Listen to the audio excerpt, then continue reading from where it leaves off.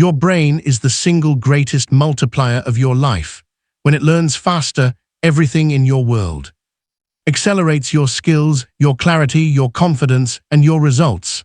When it remembers longer, the time you invest into learning finally pays dividends.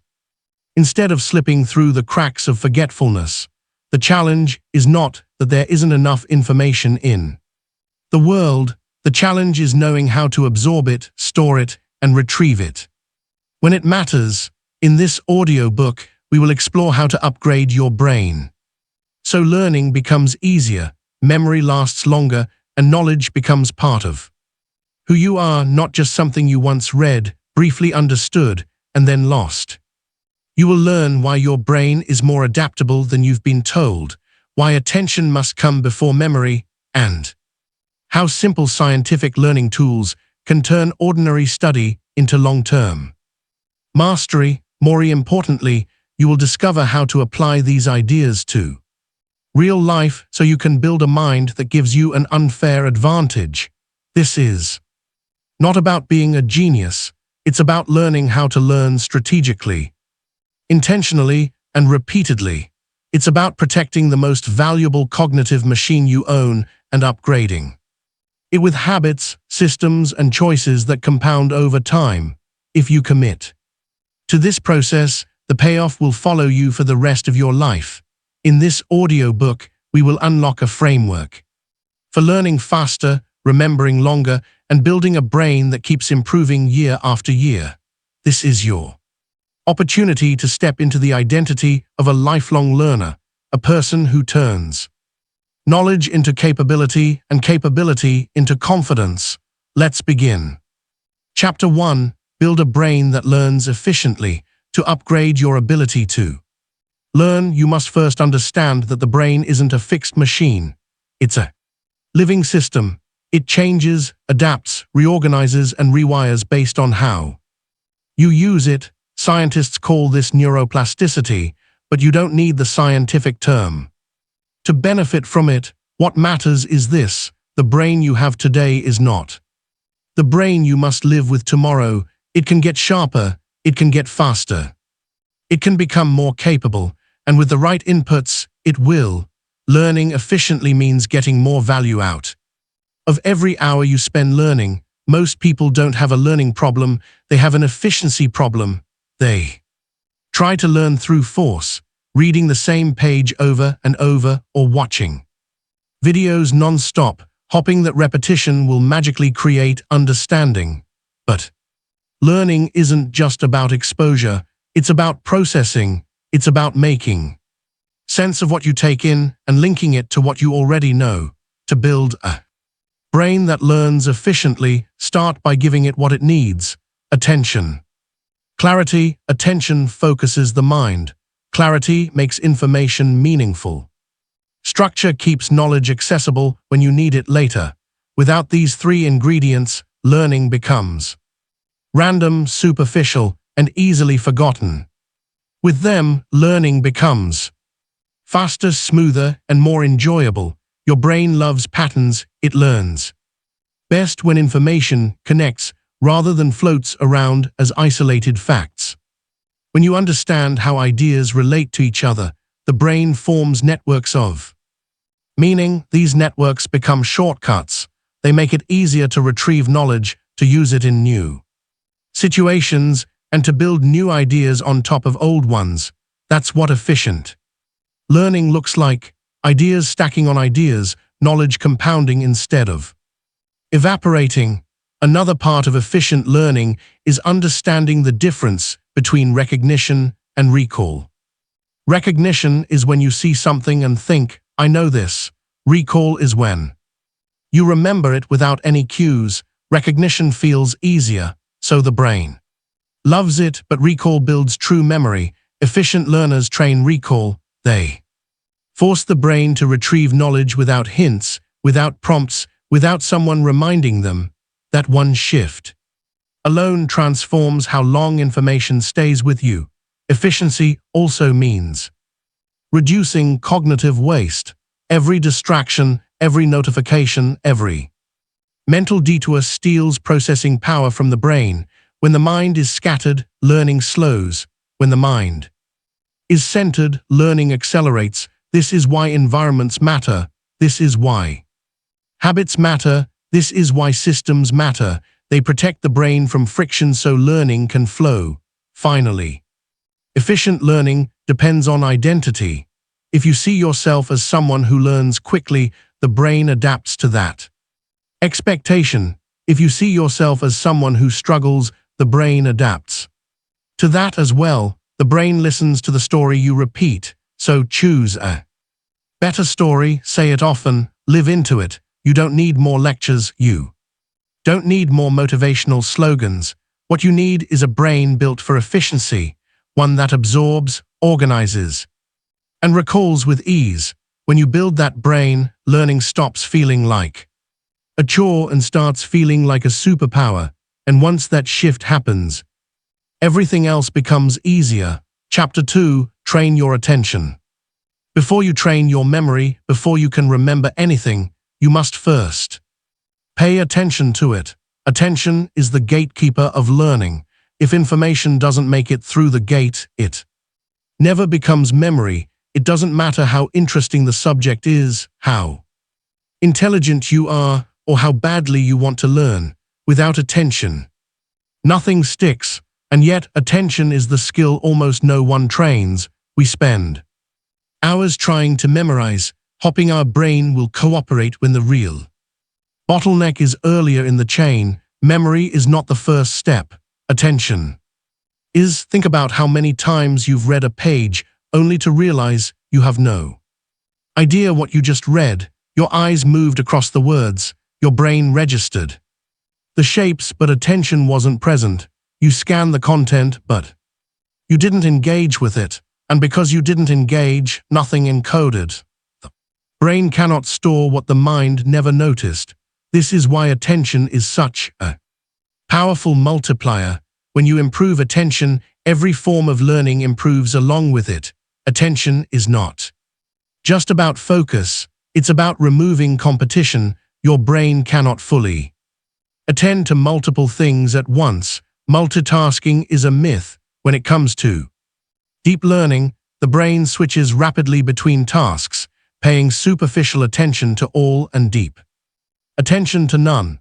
This constant switching slows comprehension and weakens memory because every switch carries a cognitive cost. Efficient learners understand this. They trade multitasking for monotasking. One task, one focus, one channel of mental energy at a time. Training attention starts with eliminating noise, mental noise, digital noise, environmental noise. Learning in a state of distraction is like trying to plant seeds in a windstorm.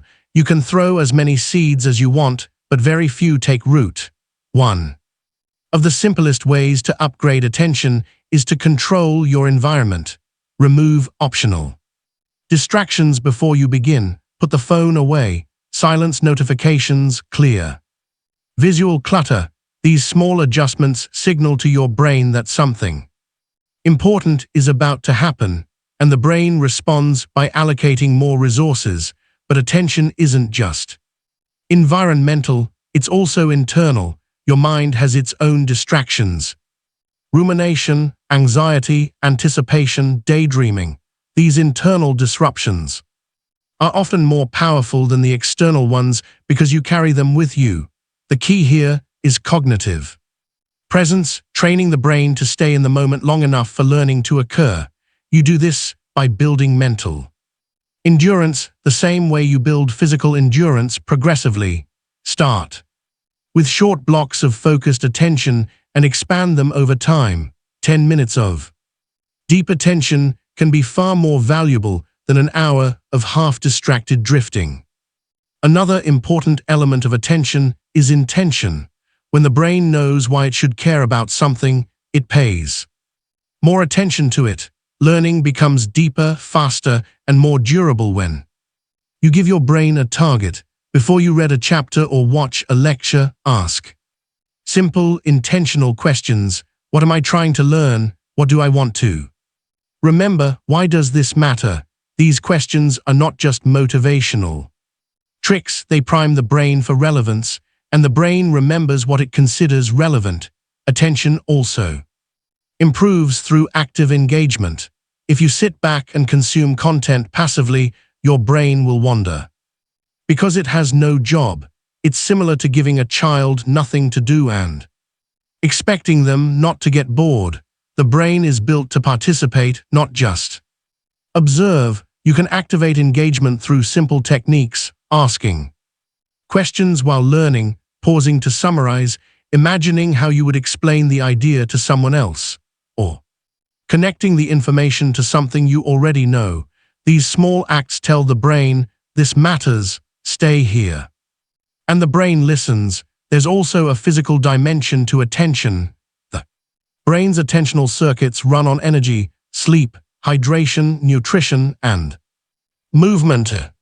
All influence how much attention you have available. You might blame yourself for lacking focus when the real issue is that your brain is underfueled or overstressed. A tired brain learns slowly. A stressed brain learns defensively. A nourished brain learns freely. Treat attention as a resource, something you can protect, invest, and replenish. But perhaps the most powerful truth about attention is this: attention is a choice. You choose what to give your mind to. You choose what gets access to your time. You choose what you allow to interrupt you. And over time, these choices become habits. Some people build attentional strength, deep, steady mental presence. Others build attentional weakness, fragmented, reactive, easily hijacked. Focus, both are trained. One leads to clarity and competence. The other leads to confusion and cognitive fatigue. If you want to upgrade your memory, begin by upgrading your attention, because memory is downstream of attention. If attention is sharp, memory is possible. If attention is dull, memory collapses. This simple truth will save you years of frustration. You don't have to force your brain to remember. You don't have to memorize through brute repetition. When your attention is present, your brain does the encoding naturally and automatically. So train your attention. First, give it structure, give it protection, give it purpose. When you do, learning becomes faster, memory becomes stronger, and knowledge begins to stay with you instead of slipping away. And once that happens, you'll realize that attention was never just cognitive skill, it was a competitive advantage. Chapter 3: Turn information into understanding, not just data. To truly upgrade your brain, you must learn to transform information into understanding. Information is everywhere, understanding is rare. Information is easy to collect. Understanding takes work, and yet understanding is what the brain remembers, uses, and applies. Data without meaning slips away. Data without context evaporates. But when information becomes understanding, when it becomes part of your mental map, it sticks. The reason so many people forget what they learn is simple. They collect information the way others collect souvenirs, interesting in the moment, but rarely used again. They read a book, highlight a few sentences, feel intellectually stimulated, and then move on. Weeks later, they can barely explain what the book was about. It's not because their memory is bad, it's because their learning stayed shallow. Shallow learning feels productive, but it doesn't produce understanding.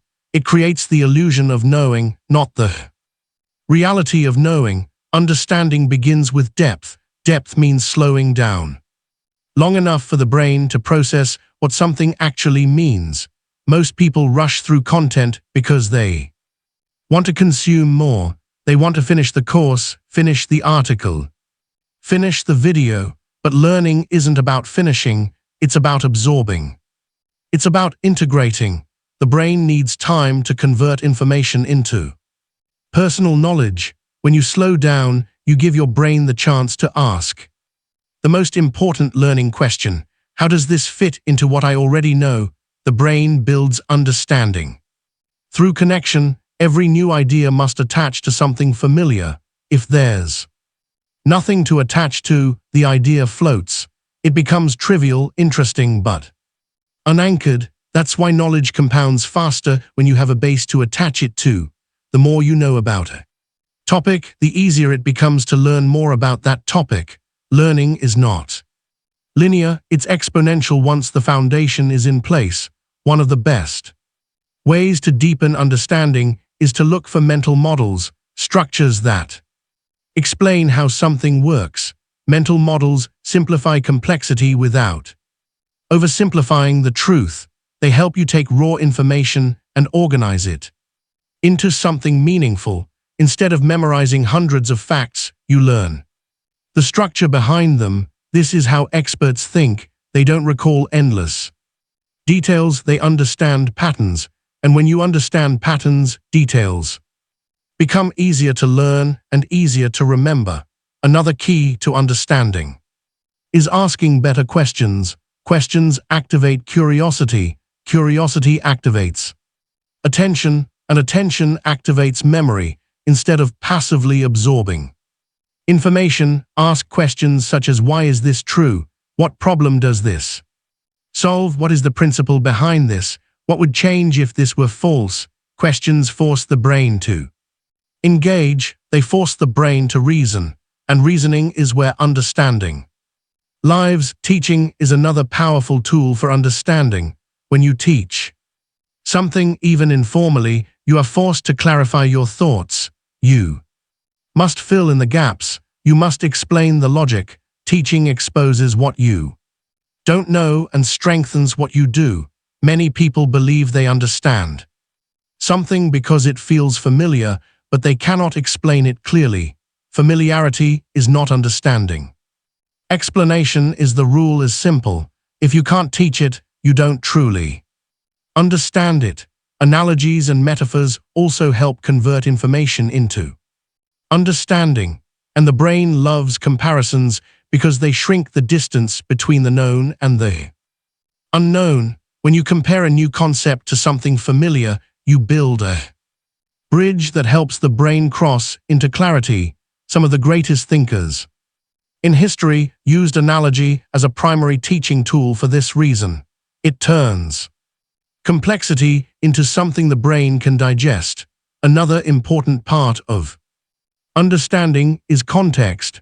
Context answers the questions, when does this matter and where does this apply? Information without context is like directions without a destination. You might know the steps, but you don't know when to use them. When you understand context, knowledge becomes usable. You begin to see opportunities to apply what you know, and application is the final stage of understanding.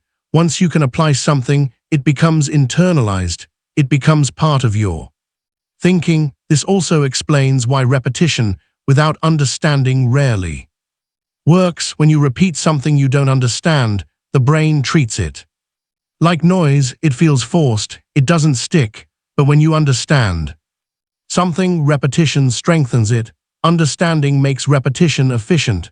Repetition makes understanding durable. Together they form memory that lasts. To turn information into understanding, you must also avoid intellectual hoarding. Intellectual hoarding is the habit of consuming more than you integrate. Content becomes entertainment instead of transformation. The mind becomes cluttered with disconnected fragments.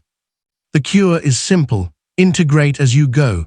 After learning something, pause and ask, how would I explain this? How does this connect? How would I use this in real life? That pause is where learning becomes real. In the end, your brain doesn't reward you for how much information you collect. It rewards you for what you understand. Understanding is the bridge between knowledge and capability. It turns learning into usefulness. And when you build this ability, when you turn data into meaning, your brain stops being a storage device and becomes an instrument for thinking. That is the upgrade you are aiming for. Chapter 4. Make learning active, not passive. Passive learning feels comfortable. You sit, you listen, you watch, you read. Information comes toward you and you let it wash over you. It feels like learning because it feels productive, it feels easy, it feels smooth, but passive learning does not create mastery, it does not build memory, it does not produce understanding, it produces familiarity. And familiarity is fragile. It fades quickly and gives you the illusion that you know something long before you actually do. Active learning is the opposite.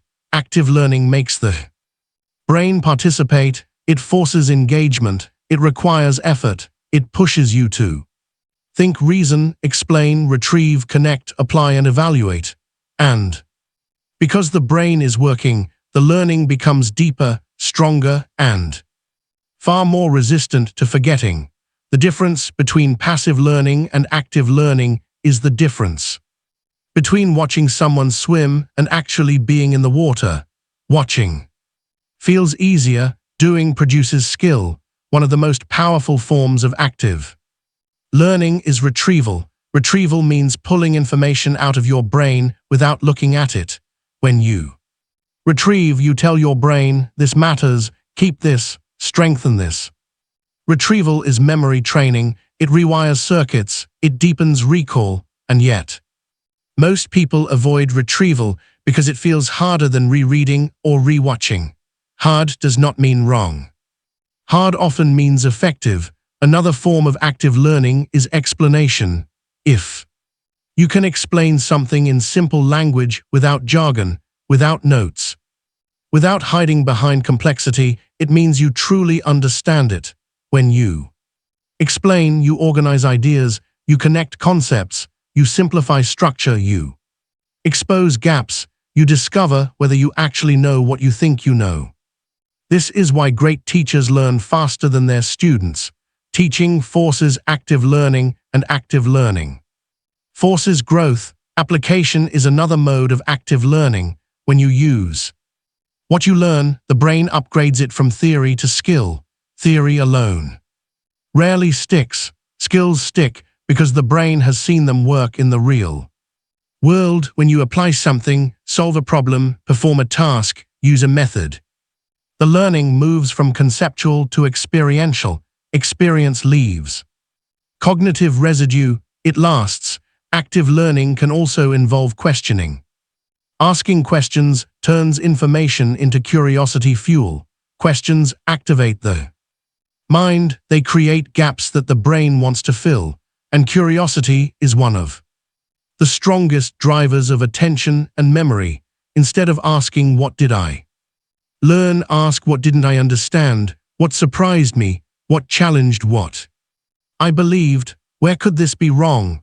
These questions turn knowledge into exploration instead of accumulation. Another important element of active learning is transformation. Don't just consume information, transform it.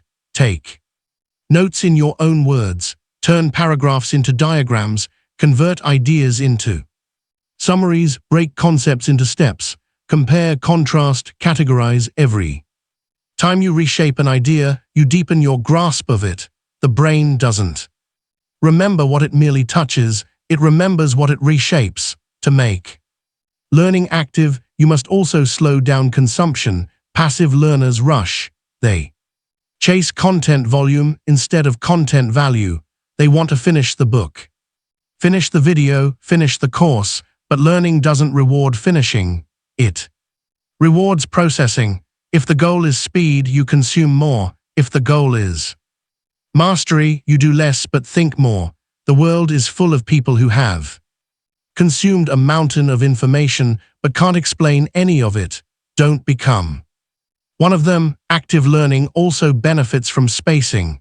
When you revisit information across time, the brain reinforces pathways and rebuilds recall.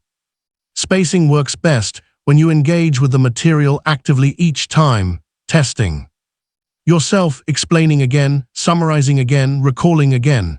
Passive repetition is weak. Active repetition is powerful. Even reading can become active. Most people read passively. Their eyes move, their brain drifts, and little gets encoded. To read actively, you highlight selectively, summarize occasionally, pause frequently, and ask questions continuously. you make the text work, you make the ideas move, you give the brain something to do beyond.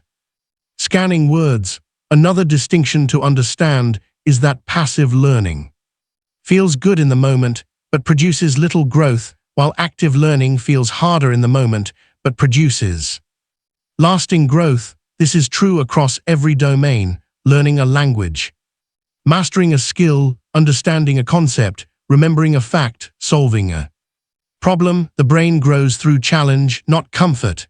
If your goal is to upgrade your brain, you must choose growth over ease. The brain loves efficiency, but it is built by effort. Effort is the signal for adaptation.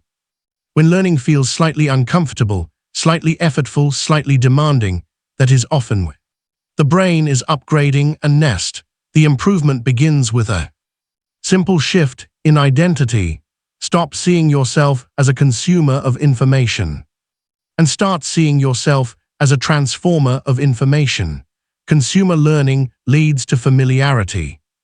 Transformational learning leads to mastery, and mastery is what stays with you for life. So make learning active. Think, retrieve, explain, question. Apply, transform, teach. These are the verbs of mastery. These are the habits of intelligent learners. When you adopt them, you shift from someone who takes in knowledge to someone who internalizes it. And once you reach that level, learning becomes not just faster, but permanent. Chapter 5. Use spaced repetition to lock knowledge in. Memory is not an event. It's a process. The brain does not store information perfectly the first time you encounter it. Instead, it stabilizes memory in layers, strengthening connections through repeated retrieval across time. This process explains why you remember the things you use often and forget the things you only touch once. The brain is efficient. It keeps what seems important and discards what doesn't. Spaced repetition is the method of telling your brain, this is important. Keep strengthening it. It is one of the most powerful tools for long-term memory, and ironically, one of the most underused. Most people try to memorize through cramming, putting large amounts of information into short bursts of time. Cramming feels productive because you can temporarily recall the material, but temporary recall is not the goal. Retention is cramming produces short-term memory that fades quickly. It allows you to pass an exam today but forget everything next week. Spaced repetition does the opposite. It spreads the learning over time, using intervals that grow progressively longer as the memory becomes stronger. This method aligns with how the brain naturally forgets. As the brain tries to drop information, spaced repetition pulls it back, reinforcing the signal. The science behind this is rooted in the forgetting curve. After learning something once, your ability to recall it drops sharply within hours or days. Most people let the memory die. Spaced repetition interrupts the curve at the right moments, just as the memory starts to weaken, forcing the brain to rebuild it. Every time you retrieve something at the edge of forgetting, the memory becomes more durable.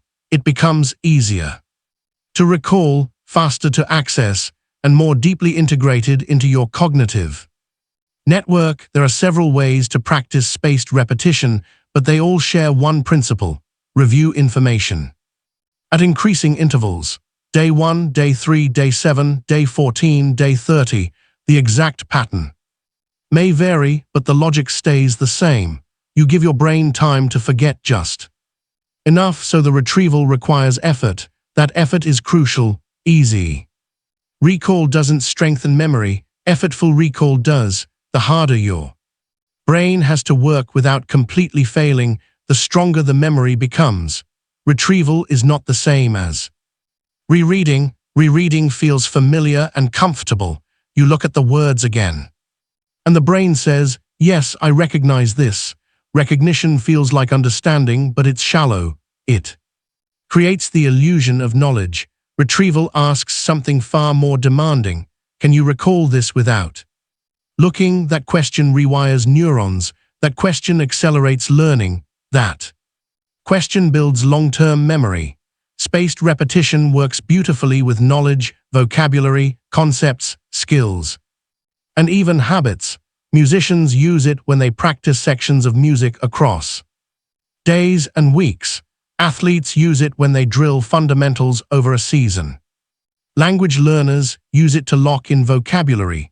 The method scales across domains because it works with how the brain naturally consolidates information.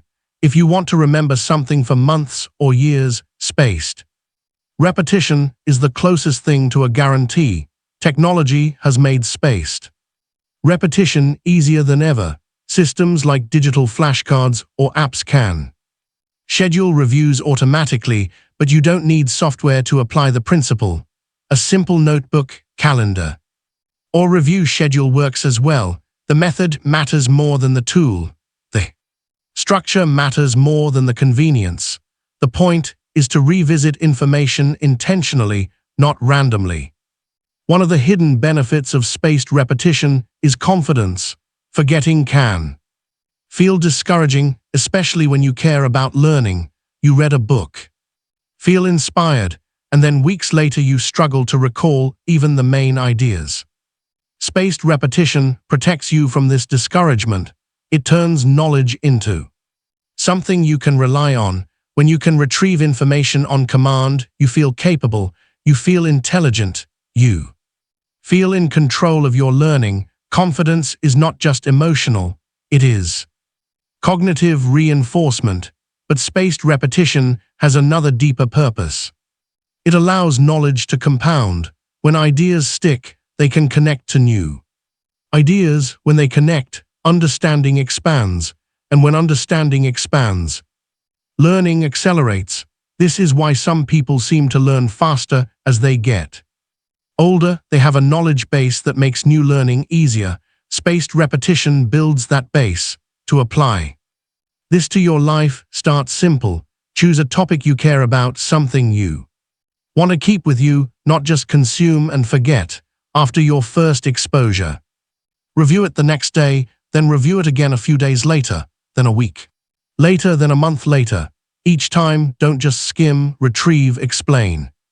Summarize, question, engage. Effort makes it stick. In the end, spaced repetition is not just a learning technique. It is a philosophy. It rejects the idea that learning is a single moment. It embraces the idea that learning is a cycle. Exposure, forgetting, retrieval, strengthening, repeat. That cycle is how knowledge becomes durable. That cycle is how the brain upgrades. And if you keep practicing it, knowledge will not just pass through your life, it will accumulate and stay. Chapter 6. Use association to make memory stick. Memory thrives on association. The brain does not store information in isolation. It stores information by linking it to other information. The stronger the link, the stronger the memory. When something is meaningful, emotional, surprising, vivid, funny, exaggerated, or connected to something you already know, the brain treats it differently. It stands out. It takes priority. It sticks. This is why you can remember faces from years ago, but forget where you placed your keys this morning. One had a network of associations attached to it. The other had none. Association is the glue of memory. It turns raw data into connected knowledge, and the more you amplify association, the more easily you remember. This is not a trick. This is how the brain is built. It evolved to survive through pattern recognition, not rote memorization. When a piece of information connects to an emotion, a location, a story, or a pattern, the brain locks it in because it sees relevance. Association tells the brain, this matters beyond this moment. One of the simplest forms of association is visualization. When you imagine a picture, especially a vivid or exaggerated picture, memory becomes easier. The brain is incredible at remembering images. It struggles with abstractions. If you want to remember someone's name and their name is Lily, Imagining them holding a bright bouquet of lilies connects the name to a visual anchor. It takes seconds, yet it changes your ability to retrieve the information. Later, the brain recalls images quickly because they activate more sensory pathways. Another powerful form of association is the memory palace, also known as the method of loci. This technique involves placing information inside an imaginary space, often a familiar location such as your home. You take the ideas, numbers, or facts you want to remember and mentally place them on top of objects or areas in the space. Then to recall them, you walk through the space in your mind. This method has been used for thousands of years. Orators, scholars, and memory champions have used it to store entire speeches, long sequences, or structured content. The reason it works is because it attaches memory to something stable and spatial. The brain remembers spaces effortlessly. Association also works through storytelling. Stories are the ultimate memory containers. A long list of facts is boring and easily forgotten. But when those same facts are embedded into a narrative, they become memorable. Stories provide cause and effect. They provide emotion. They provide context. And context tells the brain how information fits into the bigger picture. This is why we remember the plot of a movie we saw years ago, but not the list of dates we memorized for a test. Stories give the brain something to hang on to. Chunking is another association technique. Chunking means taking multiple separate pieces of information and grouping them into a single unit. A phone number becomes easier to remember when broken into 3 chunks rather than 10 individual digits. Your working memory struggles with large amounts of ungrouped data. But when grouped, the brain can handle more because it processes the chunks as one. This is how experts in any field store extraordinary amounts of knowledge. They don't memorize more, they chunk more. Association also happens through analogy. Analogies allow you to learn something new by linking it to something you already understand. When you compare a new concept to a familiar one, the brain saves time and energy. It says this is like that, and in doing so transfers understanding across domains. Teachers use analogies because they accelerate comprehension and retention at the same time.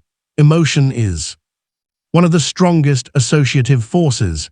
If something makes you laugh, cry, fear, or wonder, memory strengthens automatically.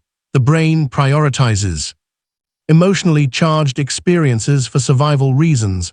If you can attach emotion to information, even mildly, you amplify retention. This is why motivational learning often sticks longer than dry instruction. The emotion creates an adhesive layer around the ideas. Even small associations can make a big difference. Associating a concept with a color, associating a person with a profession, associating a date with a holiday. These are simple memory hooks. The brain loves hooks. The more hooks you hang knowledge on, the fewer chances it has to fall. But here's the deeper truth. Association makes learning enjoyable. It turns memory into a creative process rather than a mechanical one. When memory becomes playful, it becomes sustainable. When it becomes sustainable, it becomes powerful. You no longer feel like you are forcing information into your head. You feel like you are building a network. Because you are to apply association in your life, you don't need to use every technique at once. Start small. When you learn something new, ask, what does this remind me of? Apply, what can I connect this to? How could I visualize this? What's the story here? How would I explain this to someone using something they already know? Each question adds a hook. Each hook strengthens the memory. Memory is rarely about capacity. It is about connection. If you give the brain isolated information, it will behave like a sieve. If you give the brain connected information, it will behave like a web. And a web does not easily lose what it catches when you learn to associate instead of merely memorize. The brain starts working with you instead of against you. Knowledge starts to stick. Ideas start to organize. Recall becomes faster, understanding becomes deeper, and learning becomes something you can trust. That is the power of association. Chapter 7. Build mental systems, not random facts. One of the biggest upgrades you can give your brain is to shift from collecting facts to building systems. Facts are isolated. Systems are connected. Facts are fragile. Systems are durable. Facts are hard to recall. Systems are easy to navigate. When you think in systems, the brain doesn't have to search through a sea of disconnected information. It uses structure, and structure makes knowledge usable. Most people learn by collecting facts. They gather bits of information from books, videos, conversations, and courses. They feel smarter because they have accumulated knowledge, but accumulation is not the same as integration. When you accumulate without integrating, the brain becomes cluttered. You can't remember where things fit. You can't retrieve knowledge when you need it, and you can't apply it confidently. The result is mental confusion instead of mental clarity. Systems fix this problem by creating relationships between ideas. When information is part of a system, it has a location in your mind. It has a purpose, it has context, and the brain thrives on context. Think about how much easier it is to remember the layout of a city than a list of random street names. You could memorize 50 street names and forget them quickly, or you could spend time exploring the city and easily recall routes, landmarks, and connections. The difference is structure. Experts in any field don't just know more facts, they organize facts into frameworks. A framework is a mental scaffold that shows how ideas relate. When a new idea appears, an expert doesn't store it randomly. They plug it into their system, and that plug-in process is what makes the idea stick. This is why learning becomes easier the deeper you go into a subject. Once you have a system, everything has a place. Systems also reduce cognitive load. The brain has limited working memory. If every new piece of information requires a fresh mental effort to store, memory becomes exhausting. But when information fits into an existing system, the cost drops dramatically. The brain loves efficiency, and systems provide it. A powerful example of a system is categorization. Categorization groups ideas based on similarity or function. The moment something is categorized, the brain assigns it relationships. It is no longer alone, it belongs to a group, and that belonging makes it easier to recall. This is why you can remember hundreds of animal names, tool names, or food names without much training. You stored them in categories over time. Another type of mental system is a schema. A schema is a mental blueprint of how something works. When you have a schema, you can interpret new information faster because you already have a model for it. A chess master can glance at a board and instantly understand the strategy because they have schemas for patterns, threats, and opportunities. A beginner sees chaos because they have no system yet. Knowledge also needs hierarchy. Hierarchy organizes ideas from general to specific. When you start with general concepts, you create mental hooks. Then, the more specific details can attach to those hooks. Think of it like a tree. The big ideas are the branches, the details are the leaves. You can't attach leaves without branches. Many learners do the opposite. They memorize leaves with no branches to hold them, so they fall off quickly. Systems also allow compression. Compression means representing large knowledge using a small number of principles. Physics compresses many phenomena into a few fundamental laws. Business strategy compresses decisions into frameworks. Mastery compresses complexity. When you build compression into your mental systems, recall becomes faster because The brain doesn't need to search through everything. It just retrieves the principles and expands them when needed. Building systems is not only about academic subjects. You can build systems for learning itself, how you take notes, how you review, how you practice, how you apply. Without a system, learning becomes reactive and chaotic. With a system, it becomes deliberate and efficient. Even habits are easier when they are part of a system. A habit without a system relies on willpower. A habit within a system relies on structure. To begin building mental systems, ask yourself simple but powerful questions. How does this fit with what I already know? What category does this belong to? What principle explains this? What pattern does this follow? Where would I store this concept? Each question forces the brain to integrate instead of merely collect. Another practical step is note organization. Many people take notes that act like storage. They capture information but never convert it. To build systems, notes should be reorganized, summarized, and connected. Over time, instead of a pile of disconnected pages, you create maps, diagrams, frameworks, and summaries. You turn data into structure. The ultimate benefit of systems is transfer. When you have systems, you can apply knowledge in new situations. Transfer is the real measure of learning. If you can use what you know in a different context, the learning has matured. Transfer is what separates memorization from intelligence. In the end, building mental systems is not just about remembering more. It is about thinking better. It allows the brain to navigate complexity, handle information overload, and make decisions with clarity. When you shift from storing facts to building systems, learning stops being a burden and becomes a strategic advantage. That is how you upgrade the brain for the long term. Chapter 8. Learn faster by teaching what you know. One of the fastest ways to learn something deeply is to teach it. When you teach, you activate a different mode of learning, a mode that forces clarity, forces structure, forces recall, and forces understanding. Teaching is not just a way of sharing knowledge, it is a way of strengthening it. People often believe they need to become experts before they can teach. But the truth is reversed. Teaching is how you become an expert. When you teach something, even informally, your brain must take what you know and reshape it.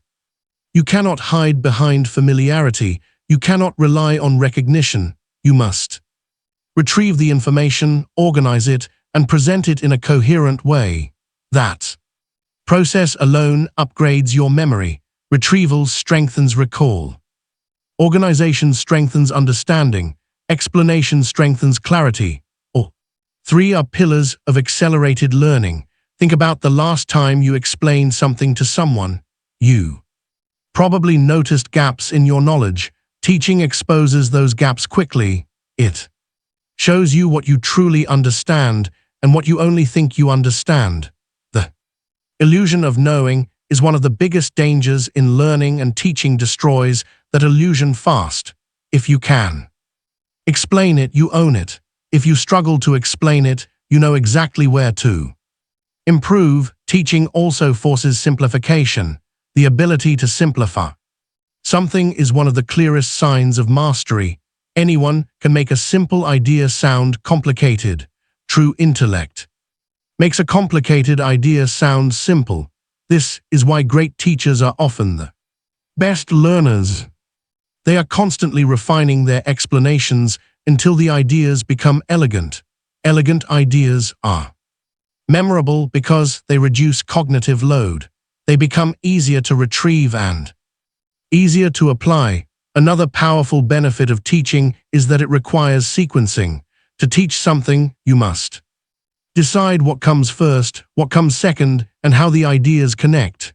Most people don't realize how much sequencing matters until they try to explain something that seems obvious in their own mind but makes no sense to someone else. When you teach, you build these sequences consciously. You build frameworks, you build logic. These become part of your mental systems, making new learning faster and smoother. Teaching also increases engagement. When you know you will have to teach what you learn, you pay attention differently, you take better notes, you ask better questions, you observe structure, you look for patterns. The act of learning becomes active instead of passive. Even before you teach, the expectation of teaching pulls you into a deeper level of thought. You no longer read just to read, you read to explain, and that shift alone upgrades the brain. Some of the best learners in the world use this strategy without calling it teaching. Writers teach through words, speakers teach through voice, programmers teach through comments and documentation. Researchers teach through papers, leaders teach through guidance. Whenever a person explains, they are teaching, and whenever they teach, they reinforce their own knowledge. Teaching also enhances transfer. Transfer means using knowledge in new situations. When you teach, especially with examples, your brain practices applying the information. In different contexts, it builds bridges, it forms general principles. Transfer is where learning becomes ability, and teaching accelerates that process. It's also worth noting that teaching does not require an audience. You can teach to a friend, to a notebook, to a mirror, or to your future self. Some of the most effective teaching strategies are private. For example, one powerful method is the explain it back technique. After learning something, you explain it back in your own words without looking at the source. You teach the empty room. You teach your imaginary student. You teach your past self who knew nothing. The more you teach, the more you learn. Another method is to write summaries. When you summarize, you are teaching on paper. You compress information. You extract meaning. You filter noise. You decide what is essential and what is not. This filtration process is where understanding strengthens. The brain doesn't remember everything, nor should it. The brain remembers what is integrated. Teaching also helps you build confidence. When you can explain something clearly, your belief in your own intelligence increases. Confidence is not just emotional, it reinforces cognitive performance. When you believe you are capable of learning, the brain engages more deeply, takes more risks, and handles complexity better. People underestimate how much perception affects cognition. Now here is an important distinction. Teaching is not the same as performing. Teaching does not require perfection. It does not require charisma. It does not require status. Teaching requires intention, the intention to understand deeply enough to explain. That intention is what upgrades the brain. To apply this principle, you don't need a classroom, you need a simple rule. After you learn something, teach it even for 5 minutes. Teach it to someone else or teach it to yourself.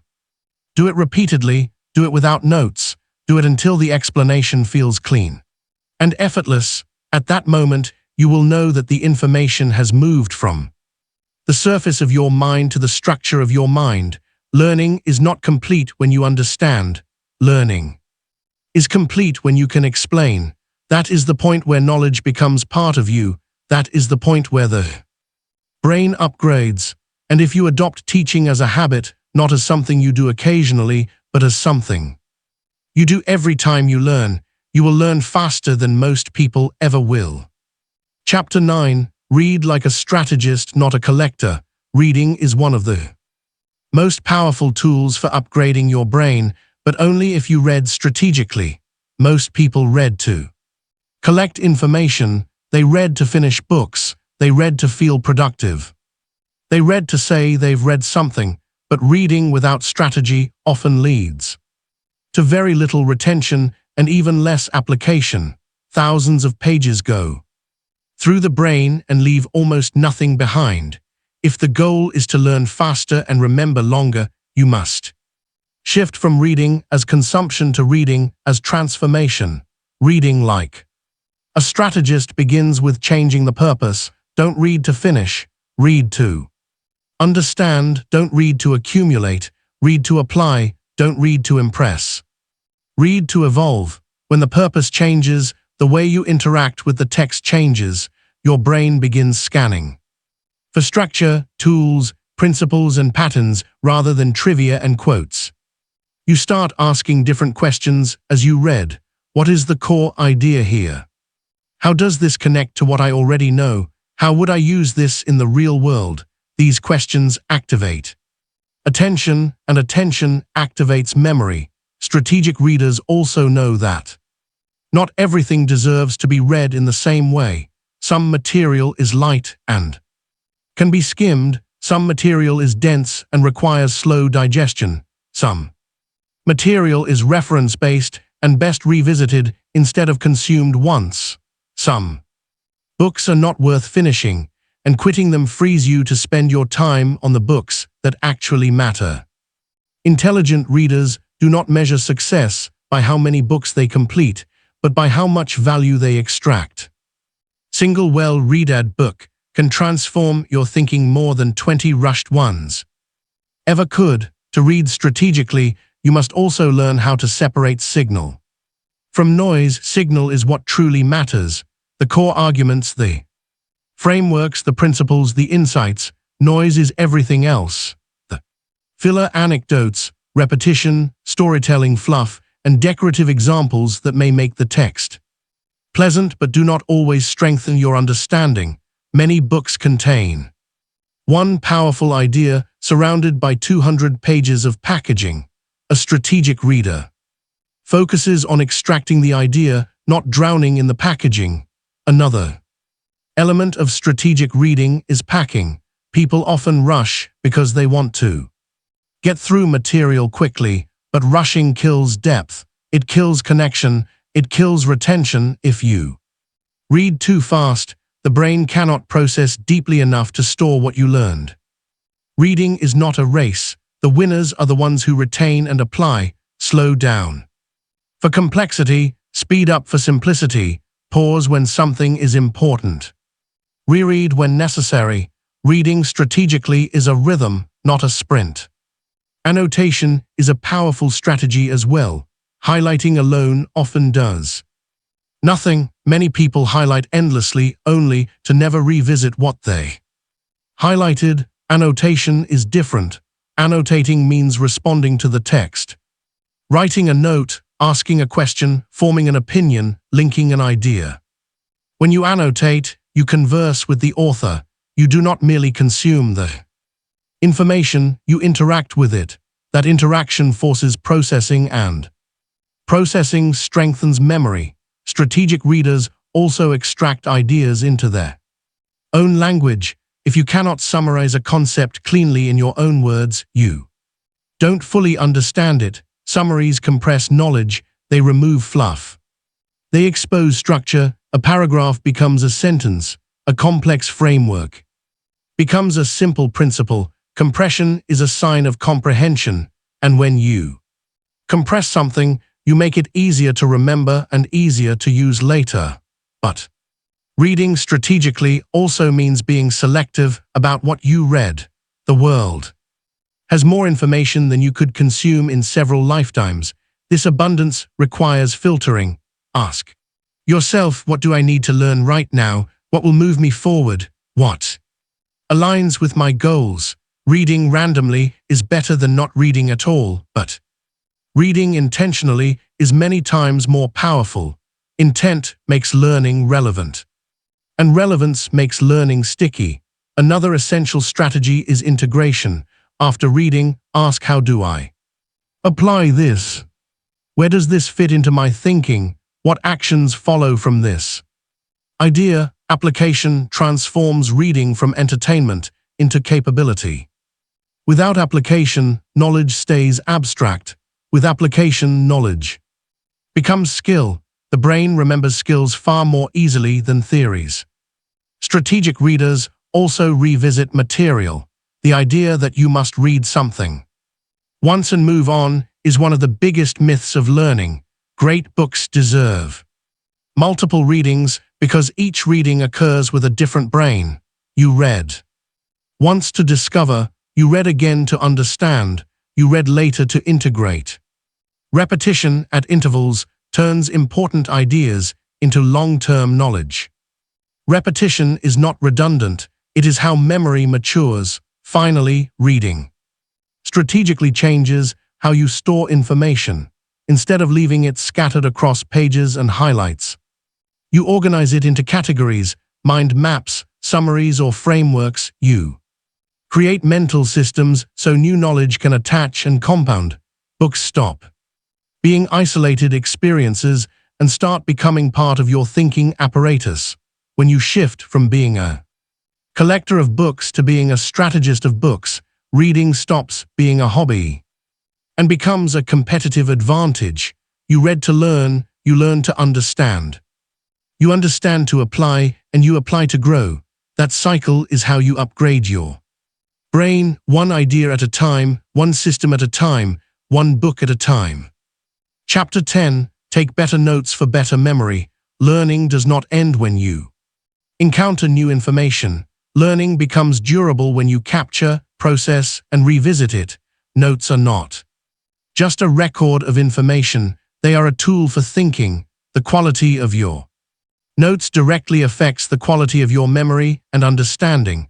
Weak notes lead to weak recall. Strong notes become an extension of your mind, and yet most people never learn how to take notes effectively. They write down too much, too little, or the wrong things entirely. The purpose of note-taking is not transcription, it is transformation. Transcription means copying what you hear or read word for word. That requires almost no thinking, which means it produces almost no retention. Transformation involves summarizing, restructuring, interpreting, and connecting information in your own language. When you transform, the brain works harder. That work strengthens memory. The goal is simple: take notes the way your future self will understand, not the way the original author said it. Effective note taking begins with deciding what to capture. Not everything deserves to be written down. Notes should focus on ideas, principles, frameworks, steps, definitions, explanations, and examples, not filler. Highlight the structure of information rather than the decoration. Ask yourself, what is the author actually saying? What problem does this idea solve? How does this connect to what I already know? These questions sharpen the attention filter, and attention is the foundation of memory. One powerful shift is moving from linear notes to structured notes. Linear notes follow the order of information. Structured notes reorganize the information to match how the brain thinks. The brain doesn't store knowledge as a long sequence. It stores it as clusters, categories, and networks. Techniques like mind mapping, outlining, and hierarchical notes mimic this structure. They reveal relationships between ideas instead of burying them. Another advanced method is the Cornell system, which divides notes into 3 sections: key ideas on the left, explanations and details on the right, and a summary at the bottom. The summary forces compression, the left column forces retrieval cues, and the main section captures content. The result is a set of notes designed not just for storage, but for later review and recall. Then there's the Zettel-Kasten method, popular among writers and researchers. Instead of keeping notes in bulk pages, each idea becomes its own card or note. These cards are then linked to related ideas. Over time, network of knowledge forms. This system mirrors how the brain stores meaning, not as piles but as webs. When you return to these notes, you are not rereading, you are navigating. That navigation strengthens connections and accelerates understanding. But the most important principle of note-taking is this: review matters. Notes you never revisit become intellectual graveyards. People often take notes as if note-taking with a final step. In reality, note-taking is the first step of consolidation. Notes are memory seeds and review is the water. Spaced review, revisiting notes at intervals, brings them back to the surface of awareness, and prevents forgetting. Even brief reviews can save hours of relearning. Later, note taking also expands cognition by extending working memory. Working memory has limited capacity.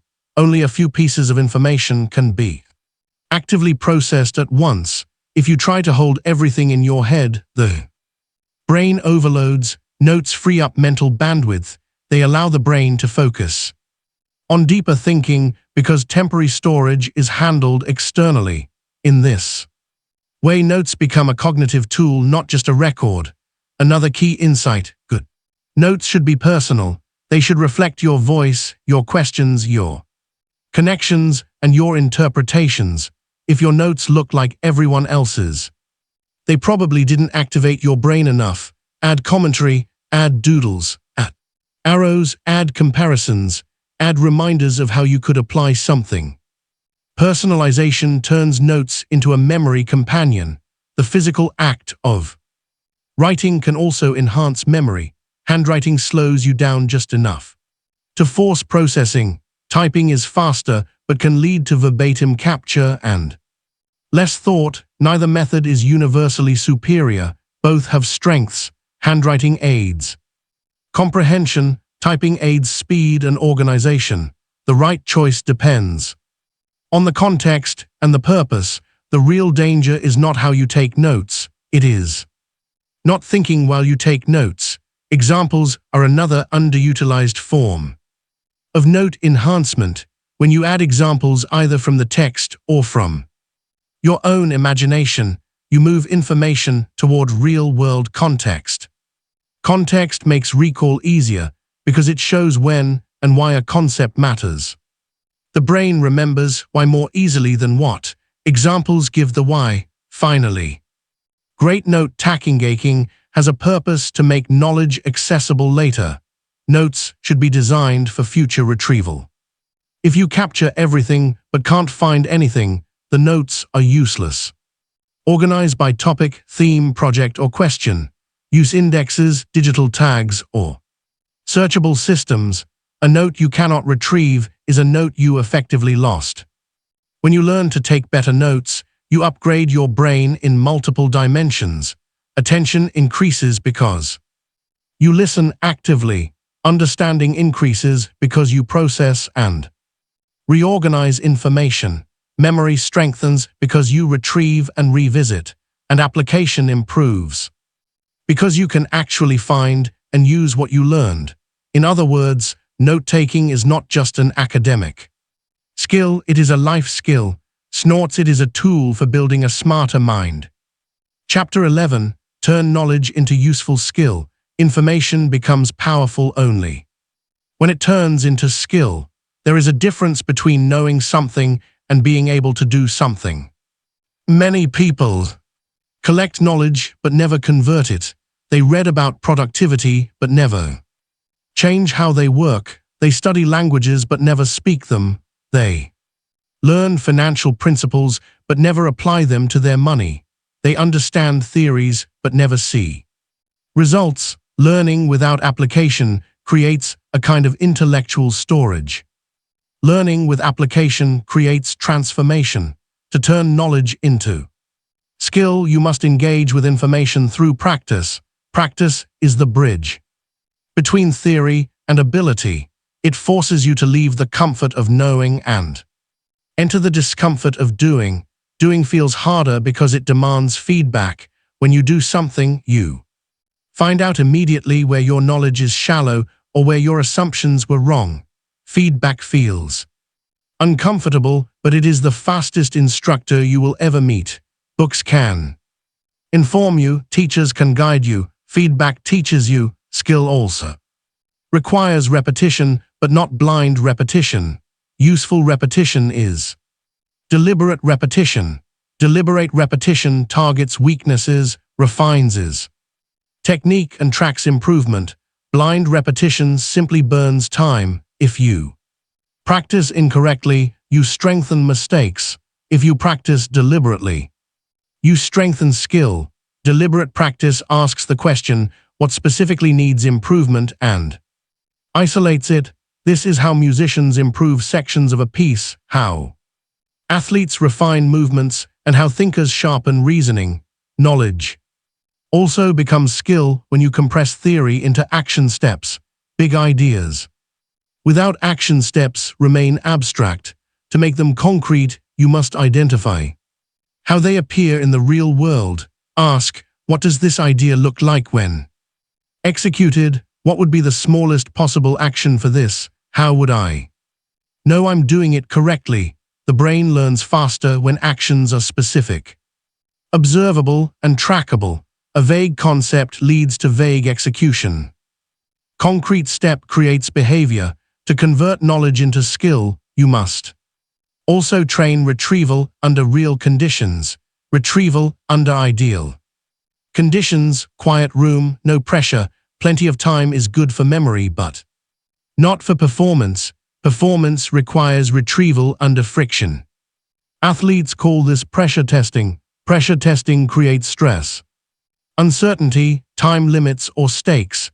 When you can retrieve knowledge under friction, you can use it in real life. This is how learning sticks at the level of identity. Identity plays a bigger role than most people realize. Skill does not become stable until it becomes part of who you are. If you learn coding techniques without seeing yourself as a programmer, your improvement will plateau. If you study investment principles without adopting the identity of an investor, you won't execute consistently. Identity drives behavior. Behavior drives practice. Practice drives skill. Skill reinforces identity. This cycle is how mastery builds. Feedback loops accelerate the cycle. Feedback loop contains three components: action, result, and adjustment. You act. You evaluate the outcome, and you adjust. Many people skip the adjustment phase. They act and accept the result without learning from it. Without adjustment, skill growth is slow. Adjustment is where the brain upgrades. Adjustment tells the brain, this didn't work, change the approach. With enough adjustments, skill stabilizes. Knowledge also becomes skill when it is used in multiple contexts. If you only use an idea in one environment, it becomes situational knowledge. To make it robust, use it in different environments, with different people, under different conditions. This forces abstraction. Abstraction means extracting the principle from the situation. Once you understand the principle, you can apply it anywhere. That is the mark of true learning. Timing matters as well. Application should follow learning quickly. The longer the delay between learning and using, the higher the chance of forgetting. The brain prioritizes what you use. If you wanted to keep something, use it soon and use it often. This turns weak memories into stable ones and stable ones into skills. The final stage of turning knowledge into skill is automation. Automation means the skill becomes effortless. You no longer think about the steps consciously. The brain handles them in the background. Driving a car is a good example. You don't mentally rehearse every movement, you just drive. Automation frees cognitive resources, allowing you to layer new skills on top. Mastery is built on stacked automations. To apply all of this, start with a simple rule. As soon as you learn something valuable, ask, how do I put this into action today, not next year, not someday, today. Then identify a small test. A test turns theory into motion. It breaks the perfection barrier. Perfection prevents skill because perfection delays action. Action beats perfection every time. When you learn to turn knowledge into skill, learning stops being an intellectual hobby and becomes a strategic advantage. Knowledge alone can make you feel smart. Skills make you effective, and effectiveness is what shapes your career, your competence, your confidence, and your life. Chapter 12. Upgrade your processing speed and cognitive stamina. If you want to learn faster and remember longer, you must upgrade not only how you learn, but the mental machinery that supports learning. Two of the most important components of that machinery are processing speed and cognitive stamina. Processing speed is your brain's ability to interpret, analyze, and manipulate information quickly. Cognitive stamina is your ability to sustain mental effort over time without burning out or slowing down. When these two abilities improve, everything across your life becomes easier. Reading becomes easier, problem solving becomes easier, decision-making becomes easier, focus becomes easier. And learning accelerates. Processing speed is not about rushing, it's about mental efficiency. A slow processor wastes energy on basic interpretation before it reaches deeper understanding. A faster processor reaches deeper understanding sooner, which leaves more time for practice, reflection, and application. This is one of the reasons why some people appear to learn faster than others. It's not always because they are more intelligent. Often, they simply process information with less friction. One way to improve processing speed is to increase working memory capacity. Working memory is the mental space where you hold information temporarily while manipulating it. It's the brain's scratch pad. If working memory is overloaded, processing slows, tasks feel harder, comprehension breaks down. But when working memory is strengthened, thinking becomes smoother. You can hold more pieces in mind at once. You can make connections faster. You can read complex material without constantly backtracking. Games and activities that involve pattern recognition, sequencing, spatial reasoning, or strategy can help strengthen working memory, but so can real-world thinking tasks such as explaining things out loud, solving problems without notes, or mentally organizing ideas before writing them down. Another method for increasing processing speed is reducing cognitive load. Cognitive load refers to the total mental effort required for a task. When cognitive load is high, processing slows dramatically. Reducing cognitive load doesn't mean making tasks easier. It means removing unnecessary friction. For example, organizing your learning environment, minimizing distractions, breaking tasks into steps, and clarifying what you're trying to learn before you begin. The brain processes best when it doesn't have to fight clutter, external or internal. Cognitive stamina is different but equally essential. Stamina determines how long you can think deeply before fatigue sets in. Most people can focus intensely for a few minutes before their attention dissolves. Their brain becomes restless. Their thoughts scatter. They look for breaks. Low stamina makes deep learning impossible because deep learning requires time. Complex ideas cannot be processed in shallow fragments. They need sustained engagement to build cognitive stamina. You must train it the same way athletes train physical endurance. Gradually start with short blocks of deep focus, then increase the duration as you adapt. 10 minutes of concentrated effort can later become 20, then 30, then 45, then 60.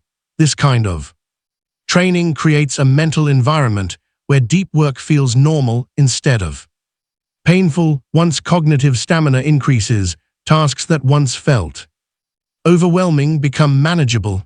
Breaks play an important role here. Stamina does not grow from endless, uninterrupted effort. It grows from cycles of effort, followed by recovery. The brain needs moments of rest to consolidate information, reset attention, and replenish neurotransmitters. Micro breaks, short pauses between heavy thinking, are not wasted time. They are maintenance. They prevent burnout and enhance retention. The goal is not to eliminate breaks, but to structure them intentionally. Lifestyle also influences both processing speed and stamina. Sleep is one of the most important cognitive performance tools you'll ever have. Lack of sleep reduces reaction time, slows processing, weakens working memory, and blocks learning from transferring into long-term storage. Strong cognitive Performance is built on consistent sleep, not occasional catch-up. Nutrition matters too. The brain runs on glucose and depends on micronutrients for neurotransmitter function. Hydration matters, oxygen matters, movement matters. It's hard to think well in a body that isn't supported. Another often overlooked factor is stress. Stress narrows cognitive bandwidth. It reduces creativity, shrinks working memory, and slows problem solving. Chronic stress lowers processing efficiency because the brain keeps diverting resources toward threat response instead of learning. Learning thrives in environments of curiosity, not threat. To upgrade cognitive performance, you must manage stress through physical practices, through lifestyle choices, through boundaries, and through mental frameworks. Finally, the fastest way to improve both processing speed and stamina is to engage with challenging material regularly. Easy content does not strengthen the brain, difficulty does. When you read something slightly above your current level of comprehension or solve problems that demand new reasoning or engage in tasks that stretch your understanding, you are training your brain. Difficulty is a signal for neural adaptation. The brain upgrades under challenge, not comfort. When processing speed and cognitive stamina improve, learning becomes something you can rely on instead of something you have to fight for. You begin to think more clearly, understand more quickly, remember more reliably, and work more deeply. And when the mind becomes capable of sustained, efficient effort, you gain one of the greatest advantages a human can possess: the ability to keep learning long after others have given up. Chapter 13. Protect the brain with better habits and lifestyle. You cannot upgrade your brain through learning strategies alone. Techniques matter, but the biological machine doing the work must be healthy enough to perform. A tired brain, a stressed brain, or a poorly nourished brain cannot process efficiently, cannot remember reliably, and cannot sustain attention long enough to reach mastery. Learning is not just a cognitive activity, it is a physical one. The quality of your brain's performance reflects the quality of the environment you create for it. If you want to learn faster and remember longer, you must protect the hardware that makes it possible. One of the most important variables is sleep. Sleep is not simply rest, sleep is neural maintenance. During deep sleep, the brain consolidates memories, stabilizes learning, clears waste byproducts, and resets neurotransmitter levels. This is why learning something late at night without sleeping afterward feels slippery and difficult to retrieve. Without sleep, the brain cannot transfer short-term learning into long-term storage. Students often try to compensate for poor learning habits by sacrificing sleep, not realizing they are destroying the very mechanism that would help them remember. Sleep is not optional for cognitive performance. It is foundational. Nutrition is another pillar of brain protection. The brain represents only a small percentage of your body weight, yet it consumes a disproportionately high percentage of your energy. It requires stable glucose levels, healthy fats, amino acids, vitamins, and minerals to synthesize neurotransmitters and sustain cognitive function. Diets loaded with sugar spikes, processed foods, and inflammatory compounds create volatile energy patterns that impair attention and memory. In contrast, whole foods, balanced macronutrients, and consistent hydration give the brain the raw materials it needs to work smoothly. Many people blame themselves for having low focus when the real issue is biochemical. Movement also plays a crucial role. Physical activity increases blood flow to the brain, boosts oxygen levels, stimulates neurotrophic factors like BDNF, which helps neurons grow and reduces stress hormones. Even short bouts of movement can improve mental clarity and learning capacity. The brain and body are not separate systems, they are deeply intertwined. Physical stagnation often leads to cognitive stagnation, while physical activation enhances mental activation. Exercise is not just a fitness tool, it is a learning tool. Stress management is another category of brain protection that cannot be ignored. Stress is useful in short bursts but destructive when chronic. Chronic stress floods the brain with cortisol, which impairs memory, disrupts learning, weakens immune function, and narrows cognitive flexibility. When stress becomes a background state, thinking becomes reactive instead of reflective. Curiosity disappears and threat vigilance takes over. The brain cannot build new neural pathways efficiently when it is constantly preparing for danger. Learning requires psychological safety. To reduce stress, you need both external boundaries such as limiting toxic environments and internal practices such as breathing techniques, mindfulness, journaling, or reframing stresses as challenges instead of threats. Digital hygiene has become a modern necessity for brain protection. Constant notifications, fragmented attention, information overload, and addictive platforms all tax cognitive resources. Every time you switch tasks or check your phone, your brain pays a switching cost. These micro costs accumulate, weakening focus and reducing cognitive stamina. Protecting the brain means controlling its inputs. You must decide what gets access to your attention and what does not.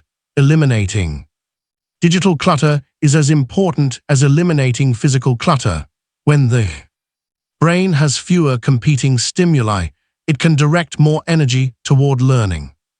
Environmental design matters as well. The spaces you work and learn in influence the brain's ability to focus. Bright screens, noisy environments, cluttered desks, and chaotic surroundings create cognitive noise. A clean, orderly space sends a signal of clarity and control. Lighting matters, air quality matters, even seating matters. You are not just creating a place to learn, you are creating a place where the brain feels supported enough to perform its best. Another overlooked component of brain protection is rest, not just sleep, but cognitive rest. The brain cannot operate in sustained high-intensity mode without recovery. Rest includes relaxation, daydreaming, nature exposure, and leisure activities that do not demand structured thinking. These moments allow the brain to reorganize, integrate, and reset. Many breakthroughs in science, art, and invention have occurred during unstructured rest, not during intense effort. Rest is not wasted time, it is processing time. Social connection also influences cognitive health. The brain is wired for interaction, collaboration, and communication. Isolation can weaken cognitive sharpness, while meaningful conversation stimulates memory, language, empathy, and reasoning. Even teaching and discussing what you learn activates retention pathways. Surrounding yourself with curious, growth-oriented people enhances cognitive resilience. Surrounding yourself with negativity drains it. Lastly, mental framing matters. A brain that is constantly fed helplessness, fear, or defeat deteriorates. A brain that is fed possibility, challenge, and purpose strengthens. Internal dialogue shapes neural patterns. Stressful thinking produces stress chemistry. Empowering thinking produces adaptive chemistry. Protecting the brain means protecting the narrative running inside it. The point is simple. Your brain's performance is not just a matter of intelligence, it is a matter of environment, lifestyle, and habit. When you protect the biological foundation, learning becomes easier. When you neglect it, no amount of strategy will compensate. If you want to upgrade your brain, you must treat it like the powerful instrument it is. Nurture it, support it, protect it, and it will repay you with clarity, memory, and capacity for years to come. Chapter 14. use technology to enhance thinking. We live in a time where technology can multiply your cognitive abilities if used wisely or quietly. Erode them if used carelessly. Tools that were once limited to researchers, scholars, and high-level thinkers are now in everyone's pocket. You can store knowledge, retrieve information, organize ideas, schedule tasks, manage memories, track habits, and even simulate thinking with the help of software. But here's the critical distinction: technology should enhance thinking, not replace it. When technology becomes a substitute for cognition instead of an amplifier of cognition, the brain stops growing. To use technology correctly, you must first understand its role. The brain has strengths and weaknesses. It excels at creativity, pattern recognition, reasoning, abstraction, and emotional evaluation. It struggles with storage, retrieval of vast data, error-free calculations, and long-term organization of knowledge. Technology excels precisely where the brain struggles. Tools can store thousands of facts, reminders, references, and frameworks without cognitive decay. The goal, then, is to partner with technology. Let it handle what the brain finds inefficient, so the brain can focus on what only it can do. However, using technology without intention leads to cognitive outsourcing. Outsourcing is not inherently bad. Your phone remembering phone numbers is harmless, but when the brain outsources too much, it stops building internal structure. Many people rely on search engines for answers they could have learned. They rely on notes for ideas they never processed. They rely on reminders for commitments they never internalized. The result is a brain that becomes dependent rather than empowered. Tools become crutches instead of extensions. To avoid this, treat technology as scaffolding. Scaffolding supports the formation of skill, but is removed once the skill is stable. For example, spaced repetition apps are a powerful tool for long-term memory, but you must still retrieve knowledge actively. Note-taking software is useful for storing information, but you must still reason about that information. Task managers are useful for organizing priorities, but you must still decide what matters. If the tool removes cognitive work entirely, it removes cognitive growth. Technology can also enhance learning speed through organization. Tools like digital note systems, mind mapping software, annotation tools, and flashcard apps allow you to capture, categorize, and review ideas efficiently. Without organization, knowledge sits in chaos. With organization, knowledge becomes accessible. The brain loves structure, and technology can provide that structure faster than pen and paper when used deliberately. Another category of technological enhancement involves tracking data around sleep, focus, habits, reading time, or performance can show patterns that the mind cannot easily detect. The brain experiences life subjectively. Technology reveals it objectively. When you see measurable patterns, such as how sleep affects your productivity or how often you actually practice a skill, your decisions become sharper. Awareness improves behavior, and improved behavior upgrades the brain. But technology must not be allowed to fracture attention. Many digital tools are designed to hijack the brain rather than support it. Notifications fragment concentration. Social platforms reward novelty seeking over deep thinking. Endless feeds encourage consumption over creation. The brain becomes reactive instead of reflective.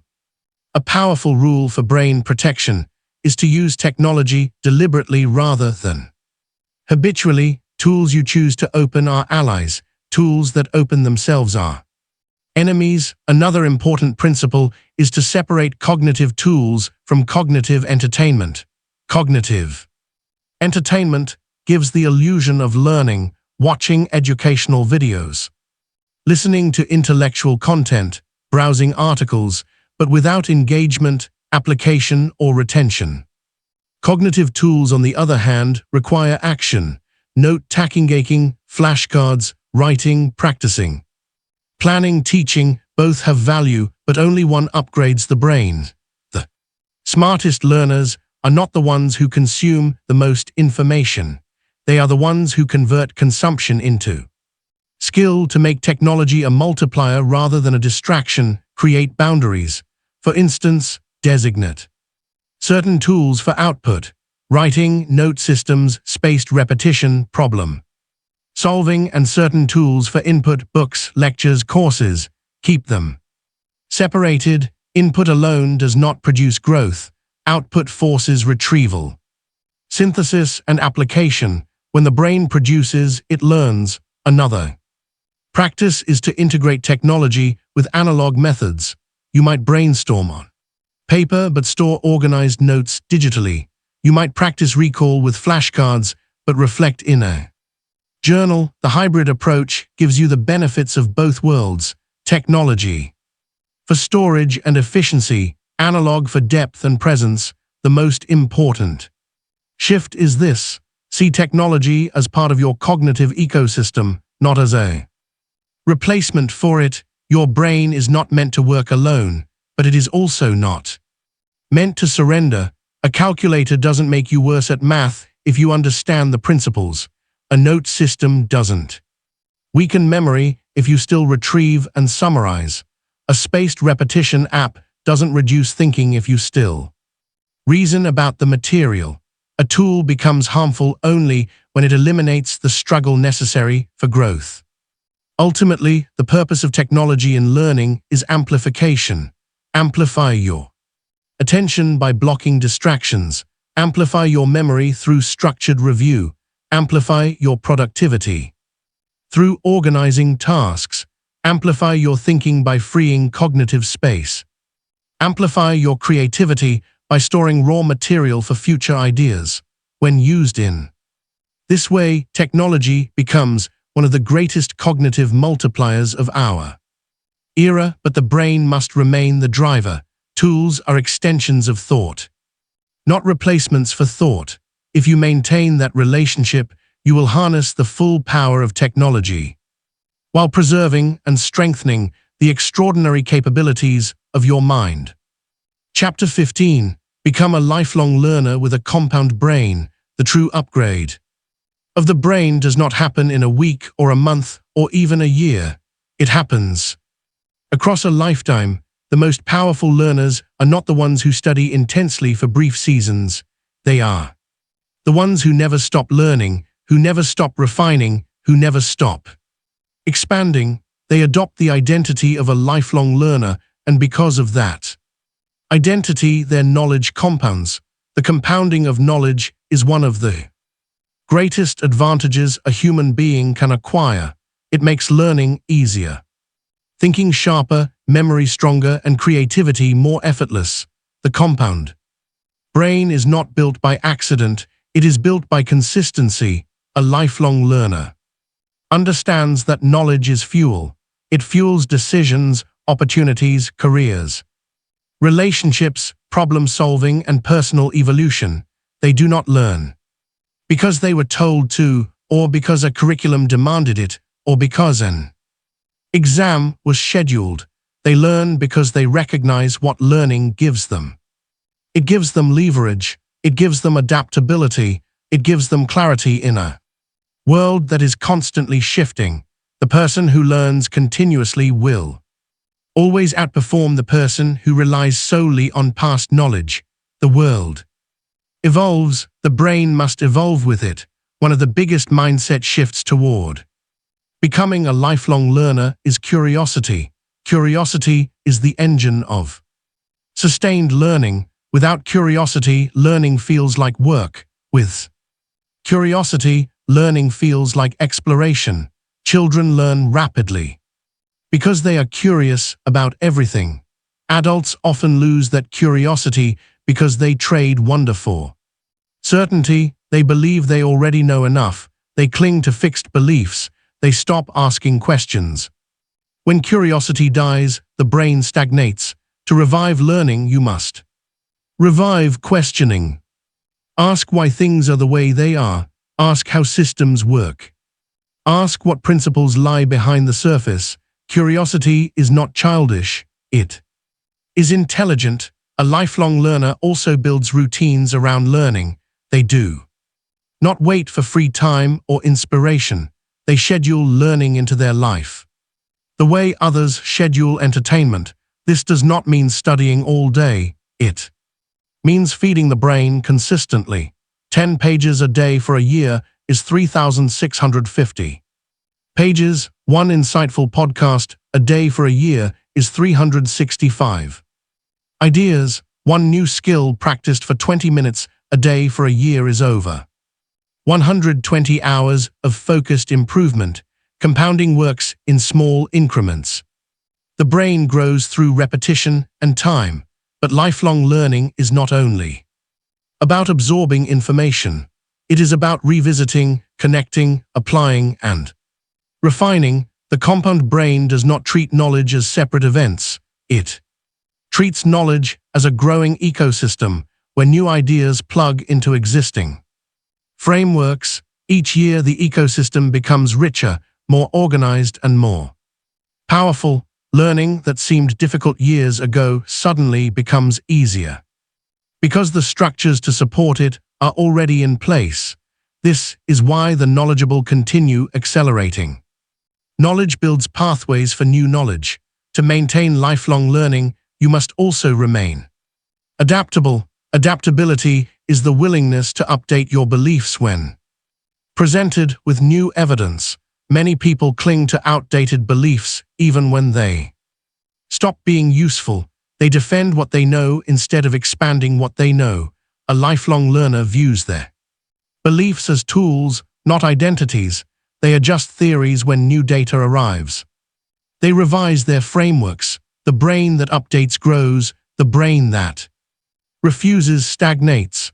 Another key to becoming a lifelong learner is balancing depth and breadth. Depth gives you mastery, breadth gives you flexibility.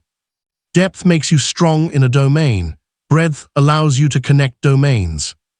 The most creative thinkers are often individuals with deep expertise in one field and broad curiosity across many others. Innovation often emerges at the intersections where concepts from one field merge with concepts from another. A compound brain becomes both a specialist and a connector. Lifelong learners also understand that teaching reinforces learning. They share ideas. They discuss concepts. They explain what they've learned. Teaching solidifies memory, clarifies understanding, and spreads insight. A world built on sharing knowledge accelerates the growth of all minds involved. Each conversation becomes a training ground for refinement. To sustain lifelong learning, you must also surround yourself with people who value growth. A stagnant environment kills curiosity. Complacent circle kills ambition. But an environment full of thinkers, readers, builders, creators, and explorers ignites learning by proximity. You rise to the level of the intellectual environment you inhabit. If you want your brain to keep growing, surround it with other growing brains. Finally, lifelong learning requires the acceptance that you will always be a beginner in something. Many adults avoid learning new skills because they don't want to feel incompetent, but discomfort is the gateway to growth. Being a beginner is not a sign of weakness, it is a sign of intelligence.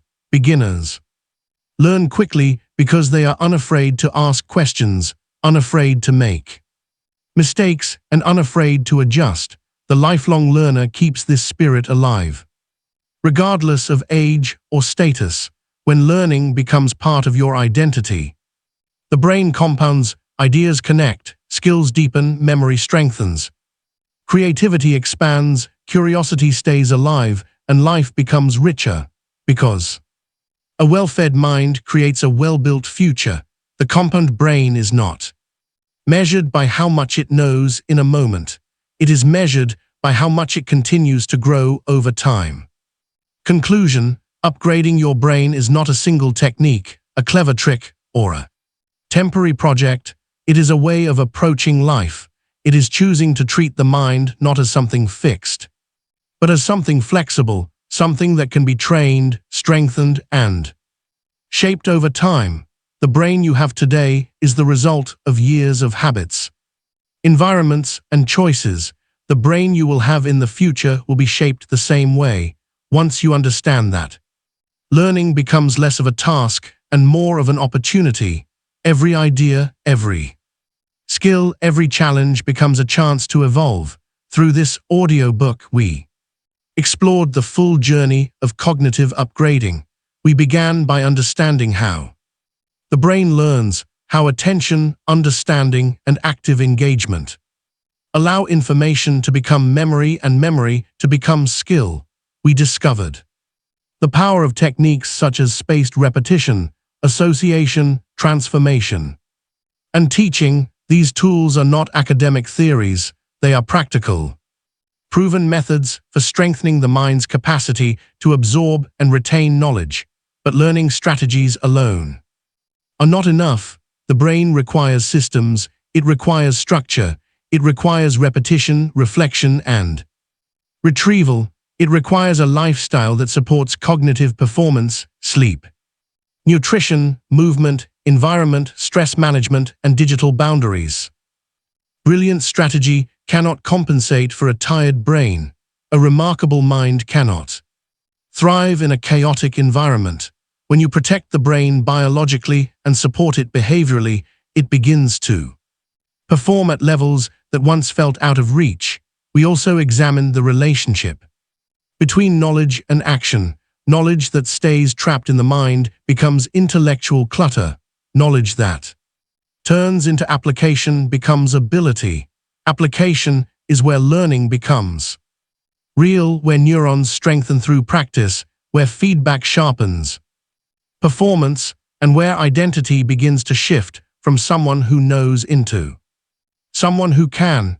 Skill is the end state of learning, and skills build the life you want. Now we arrive at the final transformation, the identity of a lifelong learner. The brain does not upgrade through intensity alone, it upgrades through consistency. Small habits practiced repeatedly create compounding growth. Curiosity fuels that growth, adaptability protects it, reflection accelerates it, and teaching spreads it. When learning becomes part of who you are, you no longer ask, how long will this take? Instead, you ask, how far can I go? That is the mindset of a compound brain. As you move forward, remember this one truth: the greatest advantage you can build is a brain that continues to improve. Skills decay, trends fade, tools change, but the person who knows how to learn will always rise, always adapt, and always find their way. Learning is the master skill, the one that makes every other skill possible. Your brain is capable of more than you've seen so far. It can become faster, it can become sharper, it can become more resilient, more curious, more disciplined, and more powerful. All it needs is direction and commitment. The journey does not end here. In many ways, this is where it begins.